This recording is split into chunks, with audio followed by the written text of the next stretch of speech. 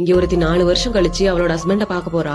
அவ போயிட்டு இருக்க பிளேன் திடீர்னு வெடிச்சிருது. டக்குன்னு கண் முழிச்சு பார்த்தா இந்த பொண்ணு அவ ஹஸ்பண்டோட ஆபீஸ்ல இருக்கா. ஆனா இந்த பொண்ணு அங்க இருக்க யாரு கண்ணுக்குமே தெரியல. அப்பதான் இந்த பொண்ணுக்கே தெரியுது இவ இறந்து போயிட்டான்னு. கல்யாணம் ஆனதுல இருந்தே இந்த பொண்ணுக்கும் அவளோட ஹஸ்பண்டுக்கும் கொஞ்சம் கூட செட்டே ஆகல. இந்த பொண்ணுக்கு அவனை ரொம்ப பிடிக்கும் அப்படிங்கறதுனால அவனை விட்டு வேற எங்கேயுமே இந்த பொண்ணால போகவே முடியல. இவனுக்கு ஒய்ஃப் இறந்ததே தெரியாது. அன்னைக்கு ஈவினிங்கே வேற ஒரு பொண்ணோட நின்னு பேசிட்டு இருக்கான். இப்ப இவன் நைட் அவன் ஃப்ரெண்ட்ஸோட வெளியே இருக்கும்போது ஹீரோயினோட அண்ணன் அங்க வந்து நீ எப்படி டிவோர்ஸ் பண்ணாம இன்னொரு கல்யாணம் பண்ணலாம் அப்படின்னு கேக்குறான். நான் அவளுக்காக தான் வெயிட் பண்றேன், அவ வந்த உடனே டிவோர்ஸ் வாங்கிருவேன் அப்படின்னு சொல்றான். அவங்க பேசுறத இந்த பொண்ணு கேட்டுட்டு தான் இருக்கா. இந்த பொண்ணுக்கு ரொம்ப கஷ்டமாயிடுது. அடுத்த நாள் காலையில இவன் மண்டபத்துக்கு போயிட்டு இருக்கும்போது கார்ல ஹீரோயினோட அண்ணன் அவளோட போட்டோவை கையில வச்சுட்டு போயிட்டு இருக்கான். இவனும் கல்யாணத்தை நிறுத்துறதுக்கு எப்படி செத்த மாதிரி எல்லாம் நடிக்கிறாங்களோன்னு தெரியல அப்படின்னு பேசிட்டு மண்டபத்துக்கு போயிடுறான். கல்யாணமும் நல்லபடியா முடிஞ்சிடுது. ஆனா இவனுக்கு அவன் நினப்பாவே இருக்கு. இப்ப இவன் டிவோர்ஸ் வாங்கி ஆகணும் அப்படின்னு சொல்லிட்டு அவளை பார்க்க போறான். இவன் அங்க போய் அவன் நிஜமாவே இறந்து போயிருக்கிறத பார்த்துட்டு பயங்கரமா ஷாக் ஆகுறான். கடைசியில பார்த்தா இவன் ரெண்டாவதா கல்யாணம் பண்ணிக்கிட்ட பொண்ணு இவனை பணத்துக்காக தான் கல்யாணம் பண்ணிருப்பா. இப்ப இவன் ஹீரோயினோட கல்லறை முன்னாடி போயிட்டு